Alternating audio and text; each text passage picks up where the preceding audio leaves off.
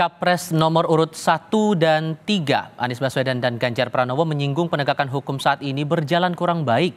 Berbeda dengan Capres nomor urut 2 Prabowo Subianto yang justru memberi nilai tinggi terkait penegakan hukum selama era pemerintahan Presiden Joko Widodo. Padahal ketiga Capres ini pernah dan masih dalam pemerintahan Jokowi, namun justru berbeda dalam memberikan penilaian. Kami akan ulas hal ini bersama dengan para narasumber yang sudah bergabung dalam forum kami kali ini. Dan saat ini di studio sudah bergabung untuk diskusi kali ini juru bicara TPN Ganjar Mahfud Masinton Pasaribu. Bang Masinton, apa kabar Bang? Ya, selamat sore. Terima kasih sudah bergabung bersama kami. Dan lewat sambungan dalam jaringan bergabung pula juru bicara Timnas Amin, Muhammad Iqbal. Mas Iqbal, Assalamualaikum, apa kabar? Selamat sore, Bang Masinton, Bang Supriyansa. Terima kasih semuanya sudah bergabung. Dan juga hadir juru bicara TKN Prabowo Gibran Supriyansa. Bang Ansa, selamat sore. Selamat sore, Mas. Ya, terima kasih semuanya sudah bergabung dalam diskusi. Saya mau mulai ke Bang Masinton dulu. Kasih Ponten 5. Indikator yang paling rendah tuh apanya sih? Kenapa mengasih nilainya serendah itu?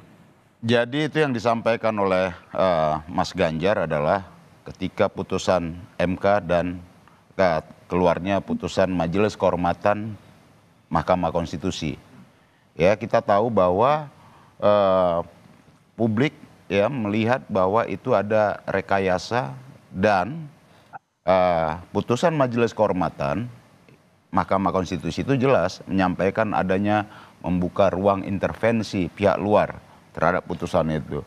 Nah, itu yang membuat persepsi publik ya terhadap penilaian penegakan hukum itu ya kemudian seketika tuh ambrol. Gitu. Jadi dalam proses 5 tahun periode Presiden Jokowi itu gara-gara satu kejadian itu jadi rusak semuanya? Iya, tentu publik kan melihat proses perjalanan ini ya. Kemudian dari beberapa kasus hukum gitu ya. Kemudian apa yang terjadi dalam institusi penegak hukum. Itu kan publik melihat, Pak. Bagaimana hukum itu ya, maka selalu ada adagium yang menyampaikan ya, kok ini hukumnya tajamnya ke bawah aja, ke atas agak tumpul. Nah, kemudian Prof. Mahfud juga menyampaikan bagaimana ya masyarakat ya khususnya di luar Jawa, daerah-daerah Indonesia lainnya itu mengalami situasi ketidakadilan ya, apalagi terkait itu sumber-sumber daya kekayaan alam kita di mana ada tuh pasti ada ketimpangan, ada ketidakadilan dan ada penguasaan-penguasaan lahan baik itu secara legal maupun ilegal ya yang itu melahirkan satu bentuk ketidakadilan. Nah, jadi saya rasa ya apapun itu, sepahit apapun, kondisi hari ini kan harus kita sampaikan. Agar ini menjadi konsen kita bersama. Karena kalau persoalan hukum ini bisa kita urai, kita bisa menghadirkan keadilan di tengah-tengah masyarakat, separuh dari persoalan Indonesia ini bisa terurai. Kalau penegakan hukumnya kita bikin benar, sistem hukumnya juga dibikin benar. Itu poinnya, kita tahan di situ. Kalau dari Timnas Amin sendiri nih Mas Iqbal, dari skala 1 sampai 10 kasih nilai berapa nih? Ya nggak 5 lah, tapi 6 lah. Kenapa? Yang rendah apa? Dan faktor yang mendukung itu kenapa? Ya overall saya kira bukan hanya masalah MK ya, tetapi sejak lama kami menyuarakan bahwa di pemerintahan Pak Jokowi ini ada 3 poin penting tentang penilaian terkait dengan hukum. Yang pertama, indeks demokrasi kita menurun. Yang kedua, indeks persepsi korupsi kita menurun. Yang ketiga adalah indeks kebebasan pers. Jadi kami melihat bahwa di era Pak Jokowi ini, yang mohon maaf nih, kebetulan Menko-nya Pak Mahfud juga nih Bang Masinton. Ya, ini terjadi penurunan dan ini kan bukan hanya penilaian lembaga-lembaga internasional, tetapi juga persepsi masyarakat. Sudah lama aktivis menyuarakan bagaimana aktivis yang diancam. Ya, saya sendiri mendengarkan langsung tuh seorang menteri yang mengatakan melaporkan seorang aktivis buruh, lalu jadi tersangka dan akhirnya bebas gitu ya, Jumhur Hidayat. Kemudian ada Ruslan Buton. Ya Ruslan Buton itu dia hanya menyuarakan via WA, kritis gitu loh. Ditangkap dari Mabes Polri naik pesawat khusus, bayangin coba. Ada seorang dosen di Sumatera Utara dan ada banyak lagi yang membuat akhirnya orang-orang khawatir dengan kebebasan di Indonesia ini. Dan ini menjadi salah satu poin catatan penting bagi kami, bagaimana indeks demokrasi ini kita ke depan akan meningkat, indeks persepsi korupsi akan meningkat, indeks kebebasan pers akan meningkat. Bayangkan di era Pak Jokowi, ketua KPK yang harusnya bisa menjadi contoh teladan beberapa kali kena masalah etik dan akhirnya jadi tersangka. Dan itu tentu saja menjadi presiden buruk. Jadi bagi kami ini semua perlu perubahan. Jadi nggak salah. Memang Amin menawarkan tentang perubahan. Oke. Ada yang kasih nilai 5, ada yang kasih nilai 6. Tapi kan dari kubunya pihak TTKN ini masih bilang kasih nilainya yang tinggi, yang lumayan. Kalau dari skala 1 sampai 10 sebetulnya spesifiknya berapa sih Bang Hansa? Iya, kalau saya, Mas Iqbal, Pak Masinton, menurut kacamata saya tentunya, ya saya kasih nilai 10. Sempurna dong. Angka dari 10. Walaupun banyak yang mengkritik begitu? Walaupun banyak yang mengkritik, tetapi kan kita masing-masing punya cara pandang. Ibaratnya kita berada pada posisi memandang ini ada 3 orang buta yang memegang gajah. Satu pegang kakinya, ditanya, gimana itu gajah? Oh, gajah itu seperti batang kelapa. Ditanya lagi yang satunya, gimana itu gajah? Oh, gajah itu seperti kipas karena yang dipegang oleh adalah kupingnya. Yang satunya lagi, gimana itu gajah? Oh, gajah itu seperti ular karena yang dipegang adalah ekornya. Jadi semua orang bisa berpandangan berdasarkan di mana sudut pandang dia berada. Sekalipun kemudian ketua KPK-nya sekarang jadi tersangka, terus Anwar Usman dicopot dari posisinya sebagai ketua MK. Nah, itu pertanda bahwa negara kita negara hukum. Adakah campur tangan? Pak Jokowi misalnya pernah meminta kepada pihak-pihak tertentu bahwa jangan diproses Pak Anwar Usman. Pernah enggak meminta Pak Jokowi bahwa jangan diproses Pak Firly? Tidak ada. Beliau tidak pernah mencampuri urusan penegakan hukum yang saya ketahui. Mohon maaf yang saya ketahui. Karena berbicara tentang Pak Jokowi, Pak Masinton jauh lebih paham dibanding saya. Tapi hari ini tidak apa-apa. Saya pada posisi membela beliau. Saya mengatakan begini, Pak Iqbal, Pak Masinton, bahwa Pak Jokowi tidak ada perubahan dari dulu sampai hari ini. Yang berubah adalah orang-orang yang tiba-tiba berubah cara pandangnya sama beliau pada hari ini. Tapi tidak apa-apa.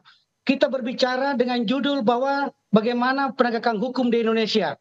Kita bisa melihat betapa agresifnya Kejaksaan Agung. Tidak ada pandang bulu. Kasus-kasus 16 triliunan, 22 triliunan di Asabri, di Jiwasraya, semua diungkitnya dengan baik. Semua diproses.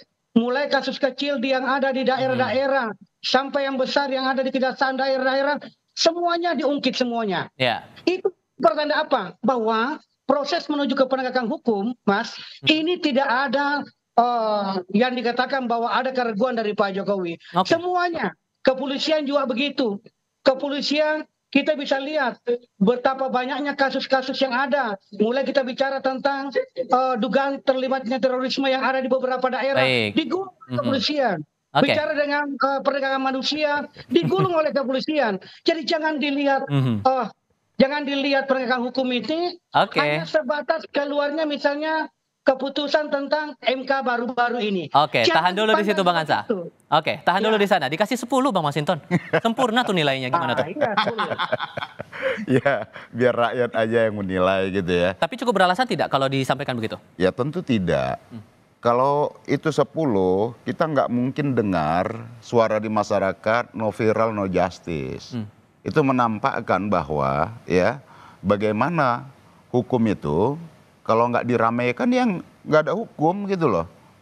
Gitu. Nah itu kan sebagai sebuah gambaran sederhana. Kemudian dalam konteks MK ya kenapa publik bereaksi dan kemudian dari hasil potret persepsi yang dipotret oleh beberapa lembaga survei menyampaikan bahwa itu putusan yang sangat tidak adil. Begitu. Nah artinya apa? Ya kalau kita bicara tentang hukum ini kan nggak lepas bukan sekedar aturan pasal-pasal, tapi juga etika di sana, etika publik ada di sana gitu ya. Nah jadi kalau dalam sisi penanganan hukum yang dilakukan oleh kejaksaan, kemudian pengungkapan kasus-kasus korupsi dan lain-lain, tentu kita apresiasi, ya. Tetapi ada hal yang buruk, ya tentu kita sampaikan buruk. Kita nggak boleh mengeneralisir bahwa ini kemudian dianggap semuanya baik, begitu loh.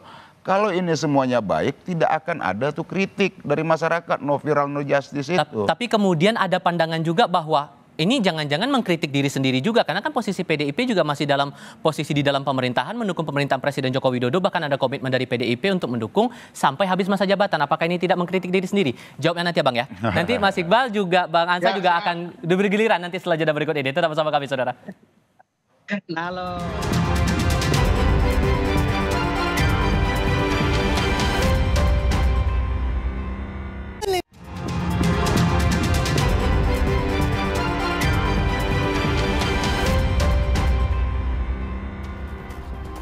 Ganjar kan memberikan nilai 5 untuk Presiden Jokowi, tapi ada pandangan juga nih Bang Masinton dari tenaga ahli utama KSP Johannes Joko bilang ini seperti otokritik karena kan posisinya Ganjar masih dari bagian pemerintahan, PDIP masih dari bagian pemerintah. Gimana tuh? Ya memang harus ada kritik dan otokritik kan.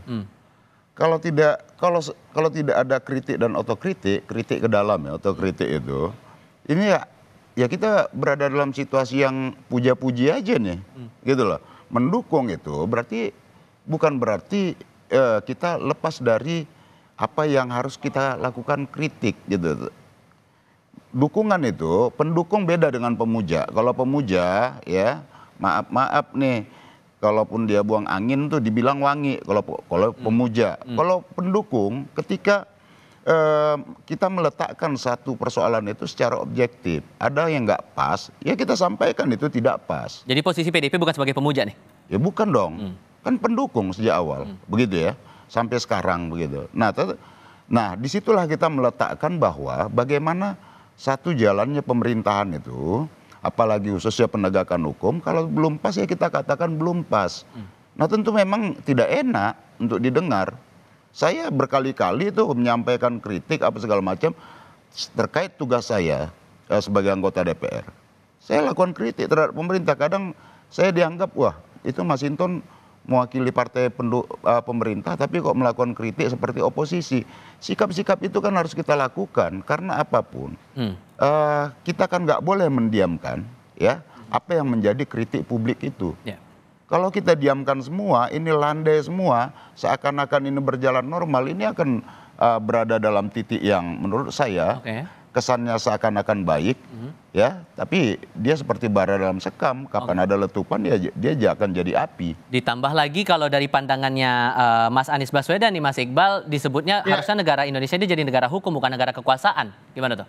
Ya kan benih-benihnya sudah mulai kelihatan ya semenjak putusan MK, dan memang kami sudah menyuarakan ini. Makanya yang ditawarkan Mas Anies ya dalam konteks pemilu ini adalah bagaimana kita memiliki agenda pemilihan demokrasi namanya. Mewujudkan hukum yang adil, transparan, mengayomi, memberantas korupsi, kolusi, nepotisme, dan menjamin kebebasan berekspresi. Karena apa? Karena saat ini bukan hanya suara para politisi, tapi juga suara netizen. Bagaimana sebutan negeri Wakanda dan Konoha itu kan sebuah satir yang tentu saja, dan itu dilakukan oleh anak muda. Anak muda saja sudah mulai ketakutan gitu.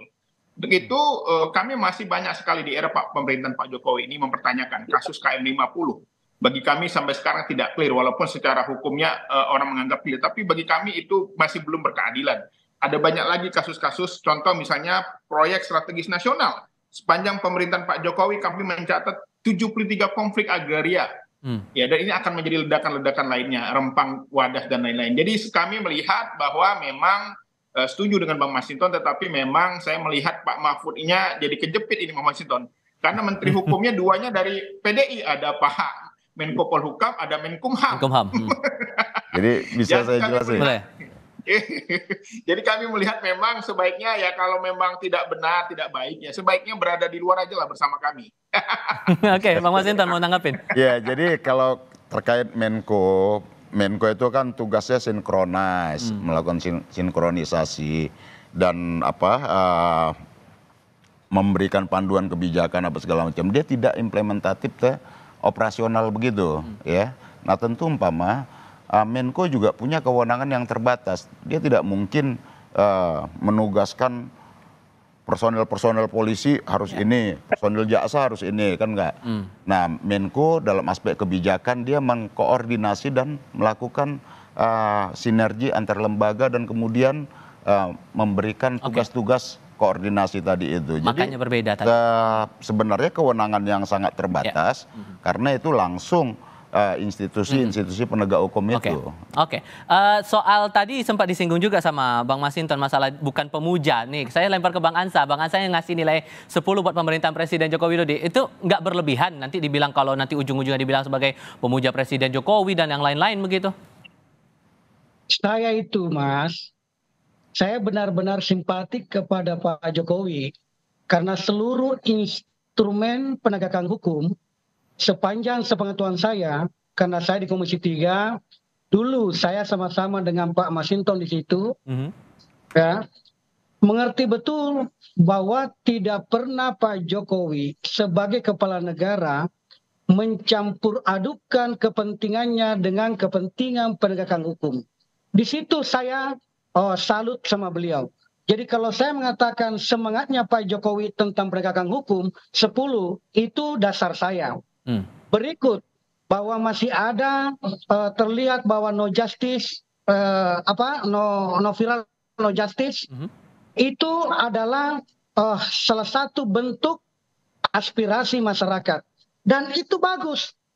Malah setelah viral ini sebuah masalah baru diproses hukum, maka itu juga merupakan gambaran kepada aparat penegak hukum kita ini untuk memperlihatkan bahwa sampaikan kepada kami. Kalau kami tahu, pasti kami proses. Kalau kami tidak tahu, karena kasus-kasus kan begini. Ada kasus pidana murni, ada kasus misalnya delik aduan.